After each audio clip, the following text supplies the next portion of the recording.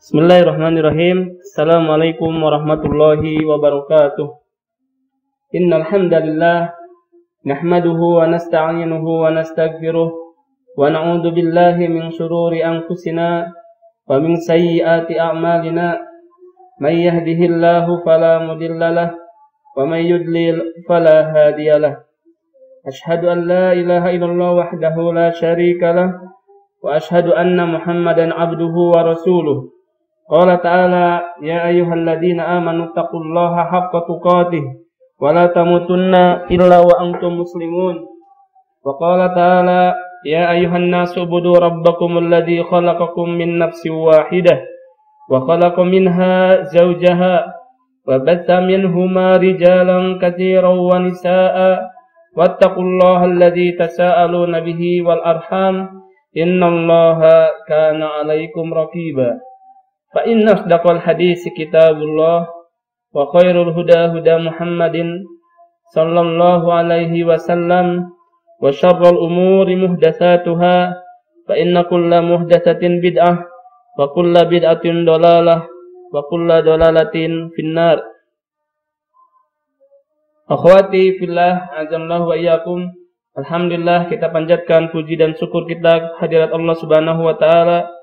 Salawat dan salam semoga sudah limpahkan kepada Nabi kita Muhammad sallallahu alaihi wasallam, pada keluarganya, para sahabatnya, para tabi'in, para tabi'in, sampai kepada kita semua sebagai umatnya. Salawat dan salam kita panjatkan juga ke hadirat Rasulullah sallallahu alaihi wasallam.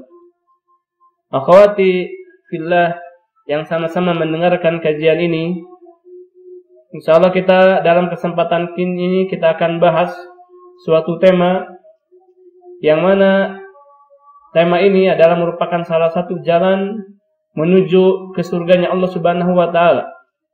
Jalan menuju ke surga cukup banyak dan salah satunya adalah yang akan kita bahas, yaitu wanita dalam berteman.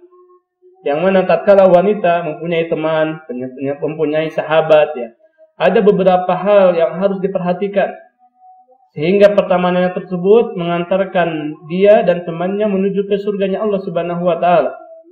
Jadi ini merupakan salah satu jalan menuju surga adalah dengan kita berteman, berinteraksi dengan kawan-kawan kita, ya.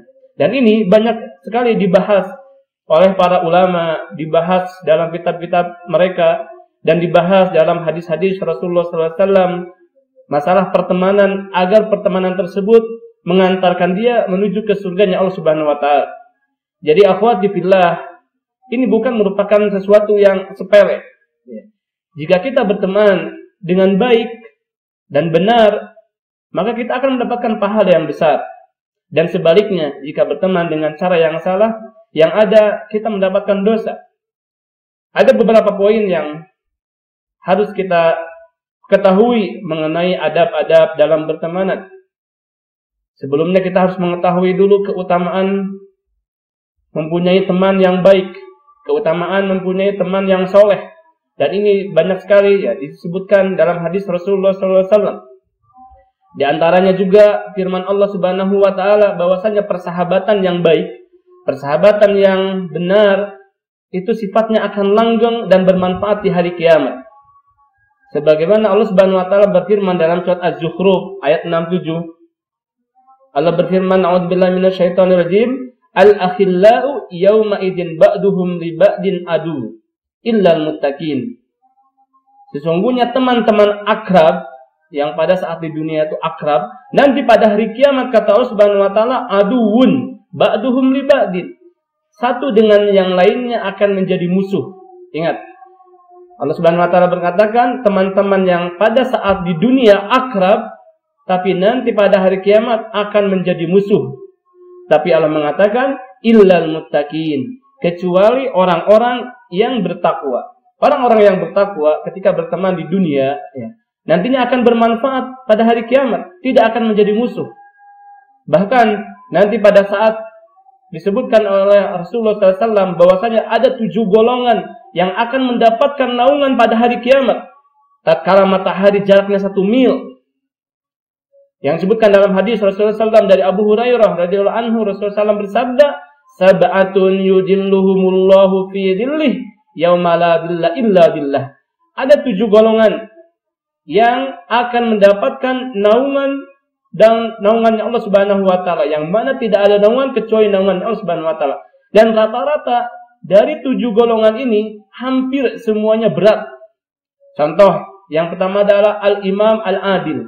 Pemimpin yang adil, pemimpin yang baik, itu bukan sesuatu yang sangat mudah. Itu sesuatu yang sangat berat menjadi pemimpin yang adil.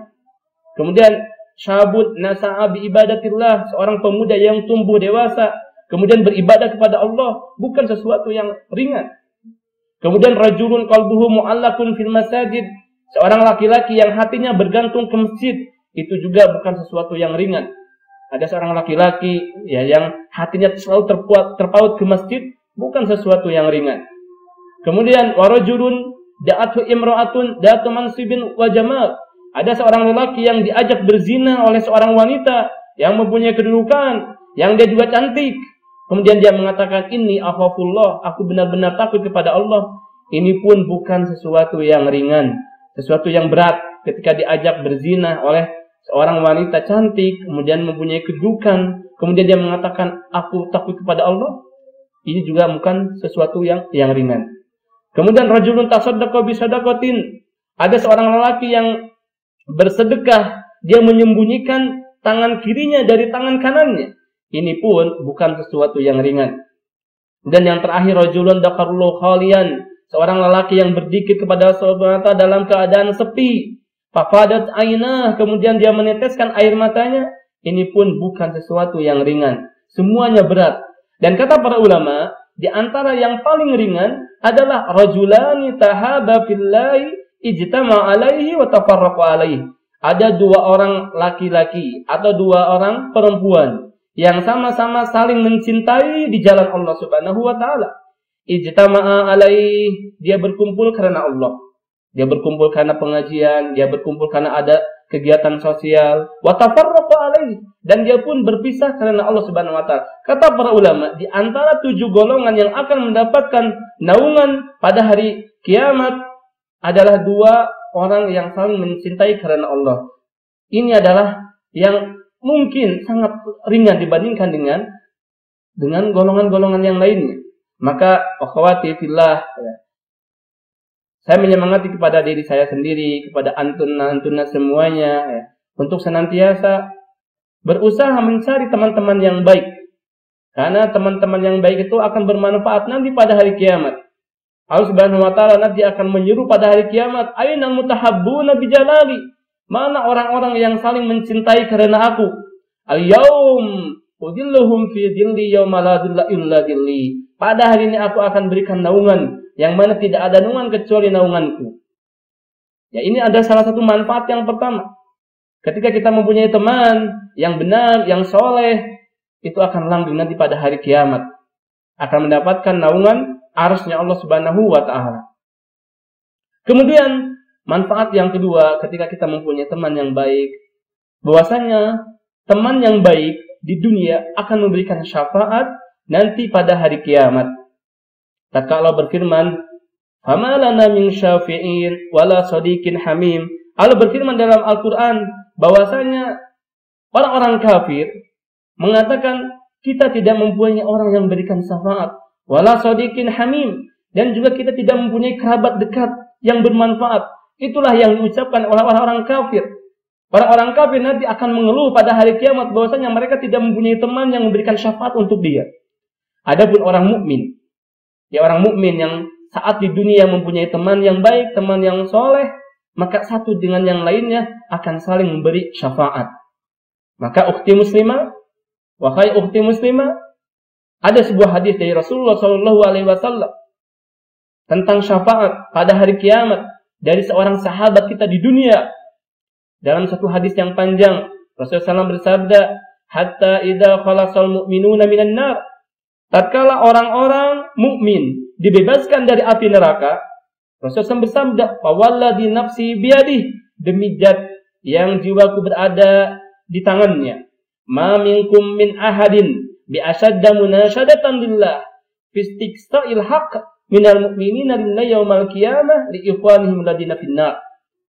Kata Rasulullah SAW, sungguh kalian begitu gigih, begitu sungguh-sungguh dalam meminta kepada Allah Subhanahu wa taala fi istiqsa'il haqq, untuk memperjuangkan hak saudara-saudara kalian yang berada di dalam neraka jahanam. Perhatikan akhwati fillah, perhatikan wahai ukhti muslimah. Tatkala Rasulullah SAW bersabda, tidak ada orang yang begitu gigih meminta kepada Allah memperjuangkan hak untuk saudaranya yang berada di dalam neraka. Mungkin tatkala di dunia ketika ada permasalahan, ada seseorang yang ingin berjuang mati-matian memperjuangkan haknya, dia mengatakan dan melakukan berbagai cara. Adapun nanti pada saat di dunia ada orang-orang yang sangat gigih ingin memohon kepada Allah Subhanahu wa taala memperjuangkan hak saudaranya yang berada di dalam neraka.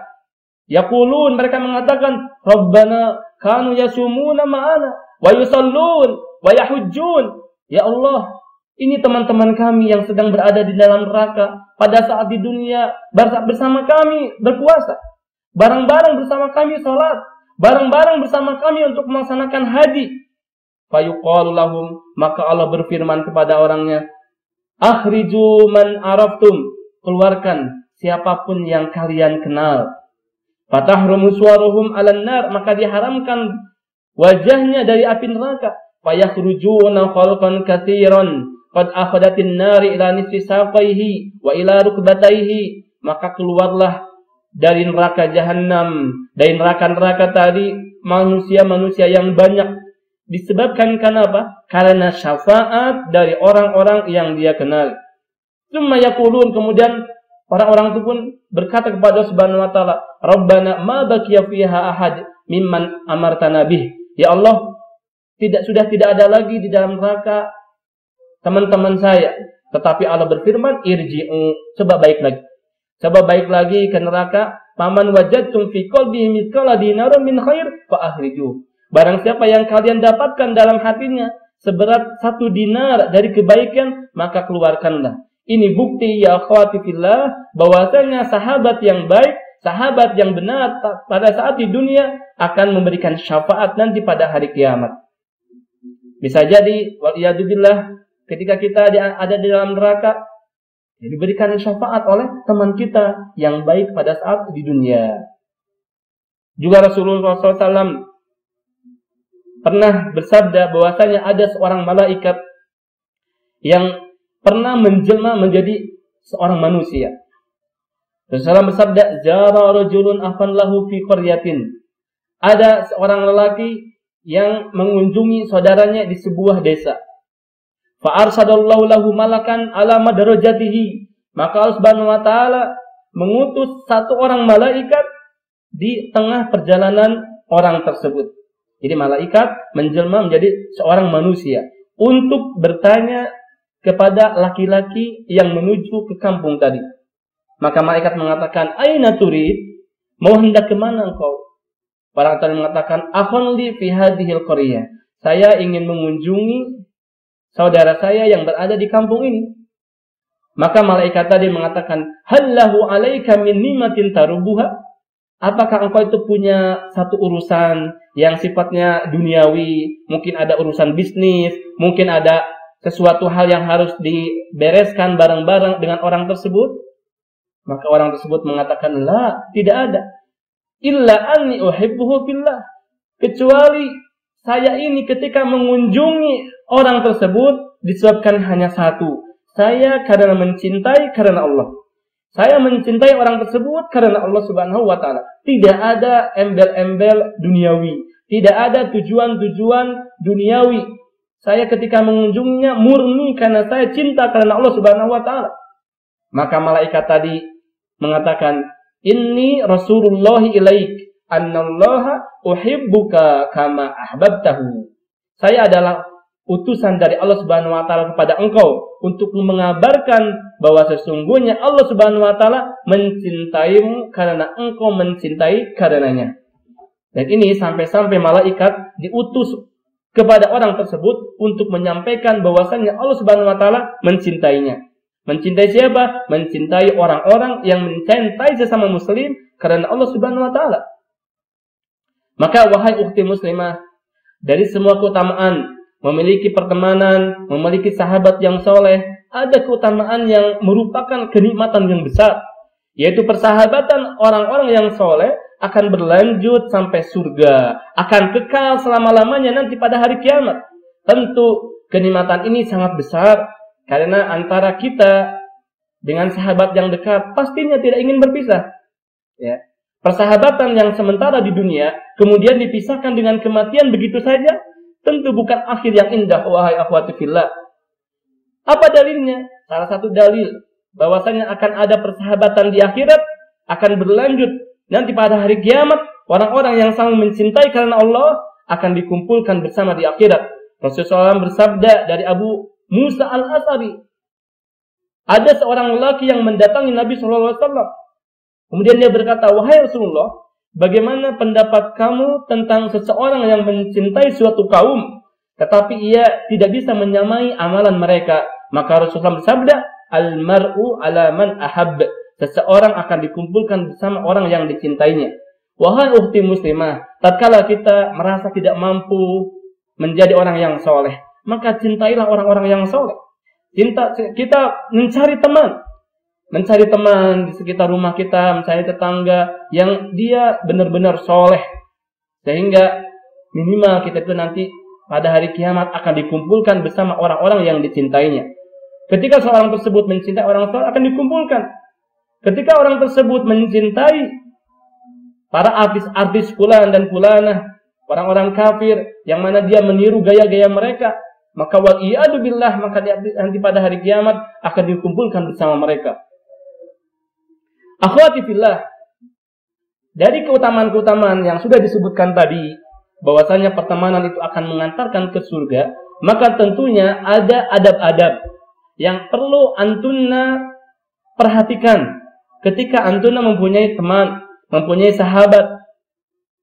Karena pertemanan itu mungkin bisa dikategorikan ada dua. Pertemanan yang pertama karena urusan duniawi, pertemanan yang kedua karena urusan ukhrawi. Untuk urusan duniawi, sebenarnya secara hukum asal tidak dilarang. Misalkan kita berteman karena ada hubungan bisnis, karena ada keperluan yang sifatnya duniawi, atau mungkin kita berteman dengan beda agama, dengan orang-orang Kristen, dengan orang-orang Konghucu, misalkan orang-orang Hindu, tidak masalah. Ya, selama itu urusan dunia.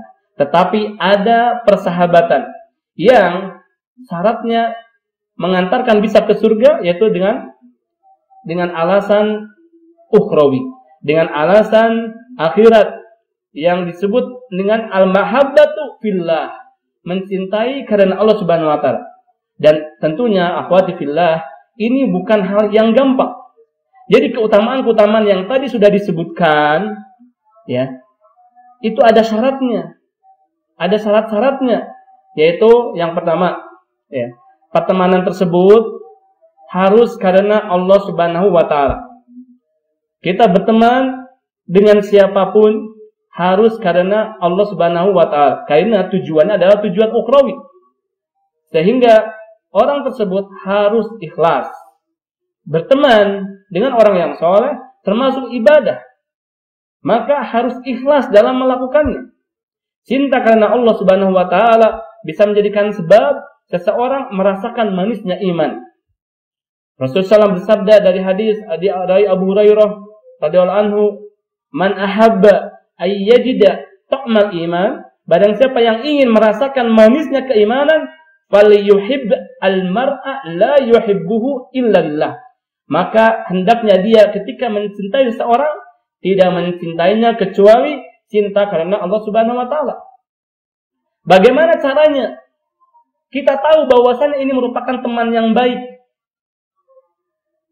Ya, cirinya gampang, yaitu tatkala anti sudah bertemu dengan orang tersebut, kemudian berpisah dengan orang tersebut, iman anti merasa bertambah. Itu cirinya orang tersebut adalah teman yang baik. Ya. Bukan karena harta, bukan biasanya karena harta akan ketahuan. Tatkala si fulanah yang tadinya suka nraktir, yang tadinya dia mempunyai harta yang banyak, kemudian si fulanah tersebut pada akhirnya bangkrut, kemudian anti semuanya menjauhi, berarti pertemanan itu adalah dengan pertemanan yang dengan tujuan yang rendah. Ya karena dia awalnya suka traktir makan, sekarang nggak traktir makan lagi, akhirnya antina semuanya menjauhi orang tersebut. Berarti bukan mencintai karena Allah. Ada di sana tujuan-tujuan dunia. Jadi kita bisa mengecek diri kita sendiri, apakah ketika kita berteman dengan fulan, dengan fulanah itu murni karena Allah Subhanahu wa taala atau tidak. Kita bisa cek. Tatkala dia itu sedang tidak berjaya lagi, tidak mempunyai harta yang banyak lagi, apakah kita itu masih mau berteman dengan dia atau tidak? Ya. Sedangkan orang yang berteman dengan cara yang baik, bukan karena nilai-nilai duniawi, maka dia akan langgeng. Ya. Jadi ketika seseorang berteman, dia mengatakan, Masya Allah, si fulanah itu rajin ngaji, Masya Allah, dia itu rajin sedekah, Masya Allah, dia itu bertakwa. Harus yang alasannya seperti ini. Jangan cari teman-teman yang kalau kita berdekat dengan orang tersebut, dia suka gibah, kita ikut terbawa gibah. Ya. Jadi pilih-pilih dalam mencari teman. Rasulullah SAW bersabda dalam hadisnya, "Ala ukhbirukum bi khiyarikum?" Mau nggak aku kabari pada kalian tentang sebaik-baiknya kalian? Maka para sahabat mengatakan, bala, tentu ya Rasulullah. Rasulullah mengatakan, alladzina idza ru'u dzakarullah. Teman yang baik itu adalah apabila kalian melihatnya, maka kalian menjadi ingat Allah Subhanahu wa taala. Itu adalah ciri-ciri teman yang baik. Bukan tatkala anti dekat dengan orang tersebut, anti jadi ingat tas, anti jadi ingat liburan yang sifatnya dunia-duniawi. Tetapi carilah teman yang apabila anti bertemu dengan orang tersebut, anti menjadi ingat akhirat. Ketika anti bubar dari pertemuan tersebut, iman anti bertambah. Itulah teman anti yang akan mengantarkan ke surga. Itulah teman anti yang akan memberikan syafaat nanti pada hari kiamat. Ini adalah teman-teman spesial. Bahkan Ibnu Katsir rahimahullah ta'ala mengatakan, setiap persahabatan yang dilandasi cinta karena selain Allah, maka pada hari kiamat nanti akan kembali keadaan saling bermusuh-musuhan. Kecuali persahabatan yang dilandasi cinta karena Allah Subhanahu wa taala. Ini yang akan kekal selama-lamanya. Ini disebutkan dalam tafsir Ibnu Katsir. Maka perhatikanlah wahai saudariku, perhatikanlah wahai ukhti muslimah, sudah benarkah niat kita dalam bersahabat? Apakah persahabatan tersebut hanya untuk menyelesaikan urusan duniawi semata? Apakah setelah urusan tersebut selesai, kita meninggalkan sahabat kita? Ingat, persahabatan yang benar adalah persahabatan yang dilandasi cinta karena Allah. Seseorang mencintai sahabatnya karena tauhidnya yang dia miliki, karena pengagungan dia kepada Allah, semangat dalam mengikuti sunnah. Itulah teman-teman yang soleh. Maka akhwati fillah, yang harus diperhatikan juga adalah ketika kita mencari teman, kita harus pilih-pilih. Rasulullah mengatakan, almaru ala dini khalilih. Seorang itu tergantung dengan teman, dengan agama temannya. Fal yanzur ahadukum man yukhalil. Maka hendaklah kalian memperhatikan siapa yang menjadi temannya. Tidak semua orang bisa masuk ke dalam kontak HP kita. Untuk mengenal saja tidak boleh. Tetapi untuk menjadikan teman spesial, teman curhat, segala macam, tidak semua. Kenalan boleh banyak. Tapi ada teman-teman khusus. Gimana caranya anti tahu teman itu ada teman soleh? Adalah setelah bertemu, iman anti bertambah. Bukan malah dia ngajarin yang jelek. Bukan ketika anti semuanya pulang ke rumah, kemudian menjadi tidak baik terhadap suami anti karena terpengaruh teman tersebut. Bukan. Ketika anti menemukan teman-teman yang seperti ini, yang tidak menambah keimanan anti, maka tinggalkanlah secara perlahan. Secara bertahap. Jangan ragu. Jangan mengorbankan agama anti. Karena urusan agama adalah urusan yang sangat penting. Akhwati fillah, ada juga yang perlu diperhatikan. Bahwasanya sifat seseorang itu akan menular. Kesolehan seseorang akan menular. Dengan berkumpul bersama orang soleh, maka kita pun akan menjadi orang soleh dengan izin Allah Subhanahu wa taala. Sebagaimana Rasulullah SAW bersabda, "Matalul jalis as-salih wasu' kahamilul misk wa nafihi ruqiyah." Permisalan, perumpamaan kawan yang soleh dan kawan yang buruk itu seperti penjual minyak wangi dan pandai besi. Coba kalau kita dekat dengan minyak wangi, kata Rasulullah SAW, ada 3 kemungkinan. Fahamilul misk, imma ayyuhdiyaka, bisa jadi kamu mendapatkan hadiah dari tukang parfum tersebut. Ya, itu keuntungan yang pertama. Kamu dapat hadiah dari orang tersebut. Yang kedua, imma antabta'a minhu, atau kamu membeli parfum tersebut. Atau yang ketiga, kamu mendapatkan bau. Kamu tidak mendapatkan hadiah, kamu tidak membelinya, minimal kamu mendapatkan bau harum dari minyak wangi tersebut. Itu pertemanan yang dipermisalkan oleh Rasulullah SAW dalam hadisnya. Adapun pertemanan yang buruk, itu seperti pandai besi. Dia akan membakar pakaianmu atau engkau mendapatkan bau yang buruk. Ya. Meskipun dia tidak membakar pakaianmu, tapi engkau akan mendapatkan bau yang buruk dari pandai besi tersebut. Itulah permisalan yang disampaikan oleh Rasulullah SAW. Ya. Jadi ada hal-hal yang perlu diperhatikan ketika kita berteman dengan orang-orang yang di sekeliling kita. Apabila dia sakit, kita berkunjung. Ini termasuk ya hak-hak seorang muslim. Kita dijenguk apabila dia sakit, apabila dia tidak ada, kita cari, kita bertanya kemana orang tersebut. Bila diundang, kita datang semampu kita. Bila misalkan dia mendapatkan kesusahan, kita bantu. Akhwati fillah, orang yang cerdas itu harus ngerti. Meskipun teman kita dia tidak cerita tentang kesusahannya, tapi kita bisa melihat dari raut mukanya, dari ketika pengajian tidak hadir, kita bertanya kemana si fulana, kok sekarang tidak kelihatan. Kita harus peka, kita harus cari. Ini adalah teman-teman yang baik. Ya. Bisa jadi dia nggak cerita tentang kondisinya, tapi harus kita peka.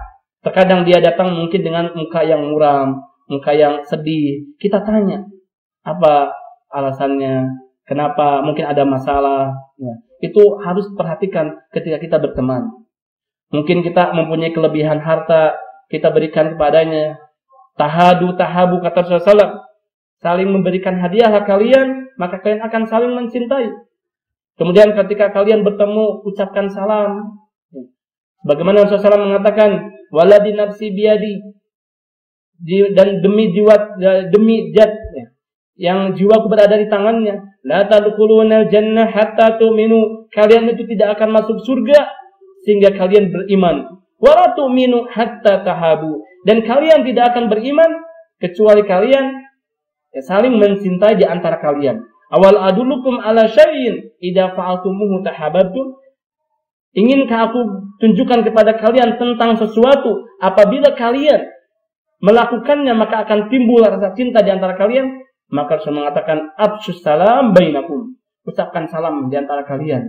Ketika kita bertemu, jangan bermuka masam. Ya. Gigi anti bukan aurat yang harus ditutup-tutupi sesama muslimah, bukan. Ya. Tetapi ketika bertemu dengan sesama muslimah, apalagi teman baik kita, ucapkanlah salam. Apabila teman anti melakukan suatu kesalahan, harus dinasihati. Ya. Harus dinasihati. Dan ukti muslimah, wahai ukti yang dirahmati Allah Subhanahu wa taala, kita pun ketika mempunyai teman ya, harus menjaga kehormatannya, harus menjaga rahasianya. Wahai saudariku yang muslimah, jagalah kehormatan temanmu, jagalah kehormatan sahabatmu, karena Rasulullah SAW bersabda pada saat khutbah ketika haji wada, Rasulullah SAW mengatakan, inna dima'akum wa amwalakum wa a'radakum haram. Sesungguhnya darah kalian, harta kalian, kehormatan kalian adalah haram. Maka di antara bentuk menjaga kehormatan teman kita adalah kita menjaga rahasianya. Kita menjaga rahasia yang khusus, yang tidak perlu diceritakan. Rahasia itu kan amanah yang diperintahkan oleh Allah Subhanahu wa taala untuk menjaga amanah tersebut. Rasulullah bersabda, apabila seseorang membicarakan sesuatu kepada engkau, kemudian dia ketika menceritakannya menoleh ke kanan dan ke kiri, maka itu artinya adalah suatu amanah.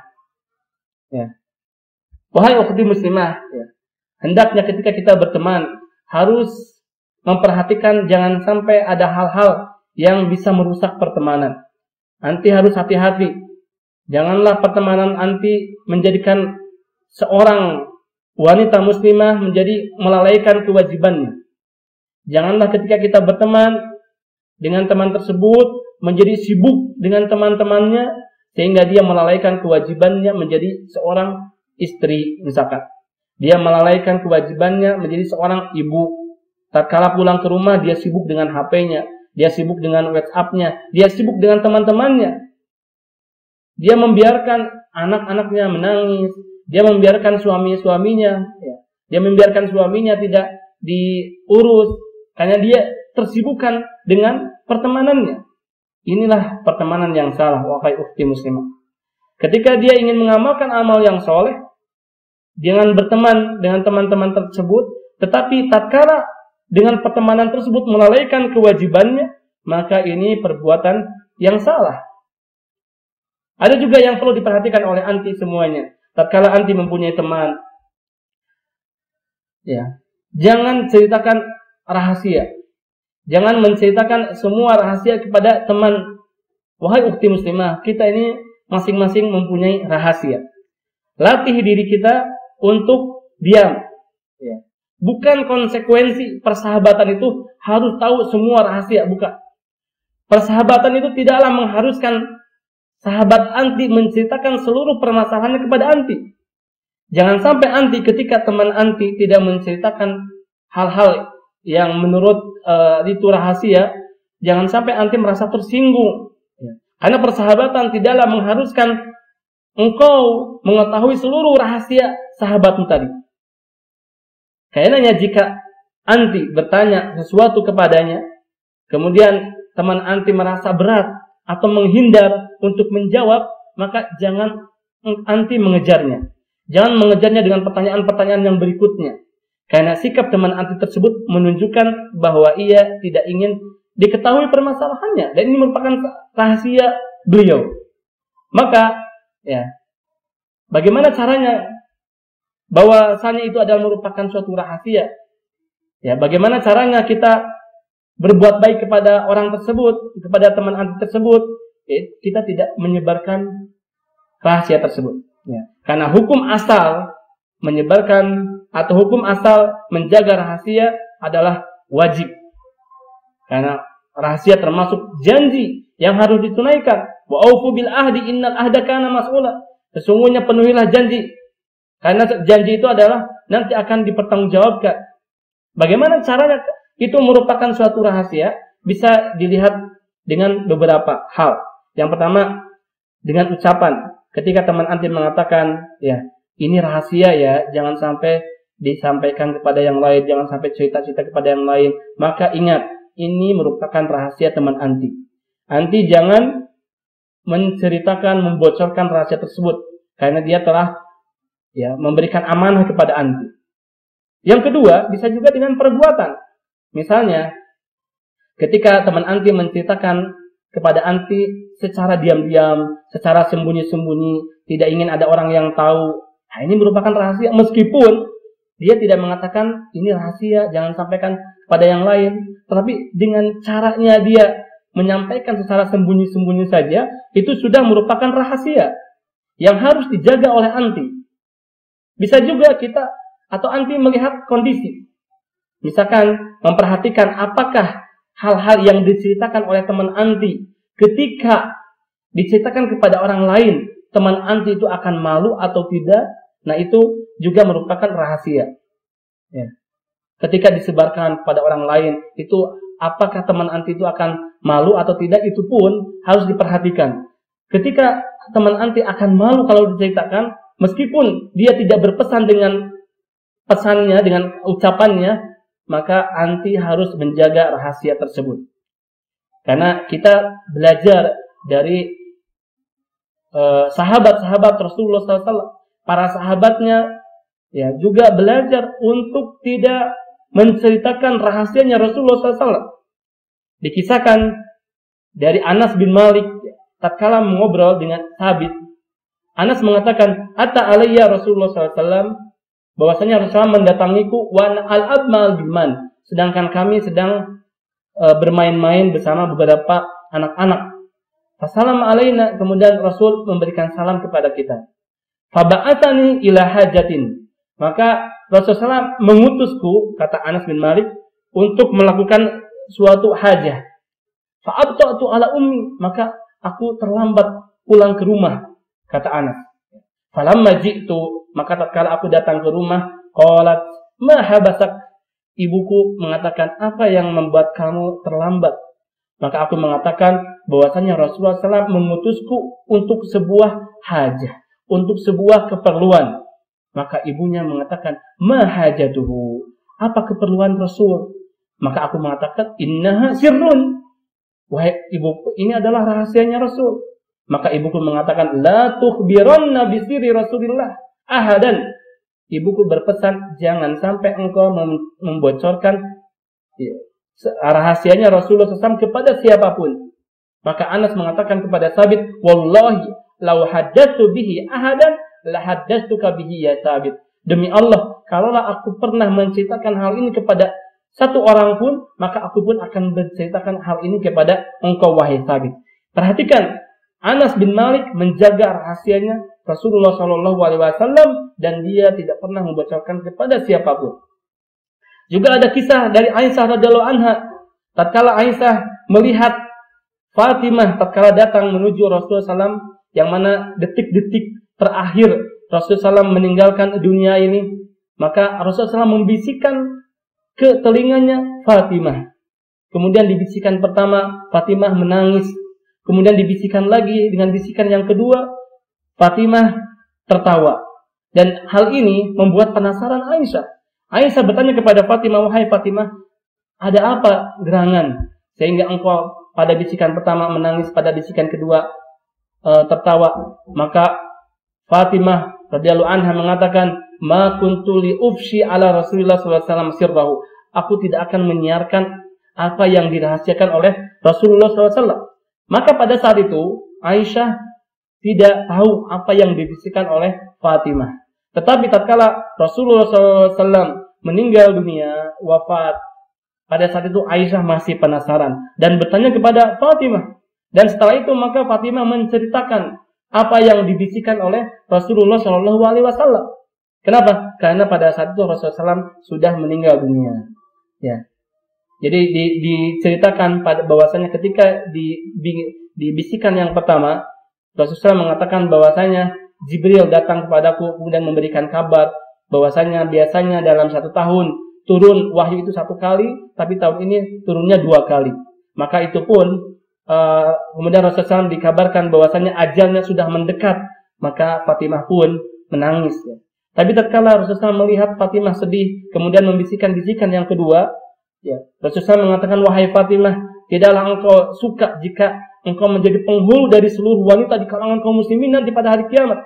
Maka Fatimah pun pada saat itu tertawa sebagaimana yang Aisyah lihat. Ini syahidnya adalah bagaimana seorang Fatimah, anaknya Rasulullah SAW, menjaga rahasianya Rasul. Juga ada kisah dari sahabat Abdullah bin Umar. Perhatikan wahai akhwati fillah. Abdullah bin Umar mempunyai saudari perempuan yang bernama Hafsah. Hafsah binti Umar. Jadi Umar punya anak namanya Hafsah. Yang pada saat itu Hafsah menjanda. Maka Umar bin Khattab sebagai tanggung jawab dia sebagai seorang ayah, ya, menawarkan Hafsah kepada Utsman. Tetapi Utsman menolak. Kemudian Umar menawarkan Hafsah kepada Abu Bakar. Ternyata Abu Bakar pun menolak. Maka Umar radhiyallahu anhu agak sedikit marah kepada Utsman dan kepada Abu Bakar karena mereka menolak anaknya yang bernama Hafsah untuk diperistri oleh Utsman dan Abu Bakar. Maka setelah beberapa hari ternyata Rasulullah SAW yang datang meminang Hafsah. Umar pun lantas menikahkan putrinya dengan Rasulullah SAW. Maka setelah menikahnya Hafsah dengan Rasulullah SAW, Abu Bakar datang menemui Umar. Wahai Umar, mungkin pada saat itu engkau marah kepadaku ketika aku menolak tawaran Hafsah kepadaku. Maka Umar mengatakan, iya. Maka Abu Bakar mengatakan, sebenarnya tidak ada yang menghalangi diriku untuk memberikan jawaban atas tawaranmu. hanya saja sebelumnya aku telah mendengar Rasulullah SAW pernah menyebut nama Hafsah. Oleh karena itu aku tidak ingin ya menyiarkan rahasia Rasulullah SAW. Andai kata beliau SAW meninggalkannya, sungguh aku akan menikahinya. Itu kata Abu Bakar. Jadi tidak ada alasan yang menolak Abu Bakar dan Utsman karena Rasulullah SAW pernah menyebut nama Hafsah untuk dijadikan istri. Tetapi pada saat itu Abu Bakar dengan Utsman ya tidak memberikan rahasia tersebut. Itu adalah rahasianya Rasulullah SAW. Dan ini harus kita perhatikan bagaimana para sahabat menjaga rahasia Rasulullah SAW. Wahai ukhti muslimah ya, yang harus perlu antunna perhatikan juga ketika menyembunyikan rahasia, sembunyikanlah rahasia rumah tangga anti semuanya. Karena termasuk perkara yang harus dijaga kerahasiaannya adalah rahasia rumah tangga. Hendaknya seorang suami menjaga rahasia keluarganya, tidak menceritakan hubungan pasutrinya kepada orang lain. Demikian juga seorang istri. Wahai ukhti muslimah, jangan antunna menceritakan kepada teman-teman antunna bagaimana proses hubungan suami istri antara antunna dengan suami antunna semuanya. Karena ini termasuk perkara yang mungkar. Rasulullah SAW bersabda dari Abu Sa'id Al-Khudri, Rasulullah SAW mengatakan, "Inna min asyarrin nas indallah manzilatan yaumal qiyamah." Sesungguhnya seburuk-buruk manusia di sisi Allah Subhanahu wa taala kedudukannya nanti pada hari kiamat, ar-rajul yufdi ilal mar'ah wa tufdi ilaihi tsumma yansuru sirraha, adalah seorang laki-laki yang menyetubuhi istrinya ataupun istrinya yang bersetubuh dengan suaminya, kemudian keesokan harinya mereka menyiarkan rahasia istrinya tersebut. Ini adalah seburuk-buruk perkara yang haram, yang pelakunya akan mendapatkan seburuk-buruk kedudukan di sisi Allah Subhanahu wa taala. Maka antunna semuanya harus hati-hati. Jangan sampai antunna menceritakan hubungan pasutri antunna dengan suami antunna.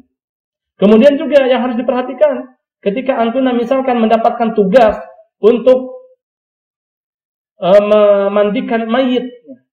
Ketika mayit tersebut mungkin ada aibnya yang harus ditutupi pada jenazah tersebut, maka antunna pun harus menutupi aib si mayit tersebut. Jangan sampai tersebar kepada orang lain, cukup antunna yang mengetahuinya. Ini pun disebutkan oleh Abu Rafi Aslam, bekas hamba sahihnya Rasulullah SAW, bahwasanya Rasulullah SAW mengatakan, "Man ghassala mayitan fakatama alaih." Barang siapa yang memandikan seorang mayit, kemudian dia menceritakan keburukan mayit tersebut, ghafarallahu lahu arba'ina marrah, maka Allah akan ampuni dia sebanyak 40 kali. Ini keutamaan kita menjaga rahasia. Maka wahai ukhti muslimah, marilah kita menjaga rahasia dan aib-aib saudara kita. Karena Allah Subhanahu wa taala pun nantinya akan menjaga rahasia-rahasia kita. Al-jaza min jinsil amal. Balasan itu sesuai dengan perbuatan yang kita amalkan. Tatkala kita menjaga rahasia teman kita, maka Allah akan menjaga rahasia kita di depan orang-orang. Akhwati billah azza wa yakum. Itu saja yang bisa Anda sampaikan dalam kesempatan kali ini. Ya, mudah-mudahan apa yang disampaikan ada manfaatnya. Sebenarnya masih banyak ya adab-adab yang harus diperhatikan oleh antunna semuanya dalam bersahabat sehingga mengantarkan antunna semuanya menuju surganya Allah Subhanahu wa taala. Tapi karena waktu kita yang terbatas, mudah-mudahan nanti kita sambung lagi di pertemuan yang berikutnya. Subhanakallahumma bihamdika asyhadu an la ilaha illa anta astaghfiruka wa atubu ilaik. Wassalamualaikum warahmatullahi wabarakatuh.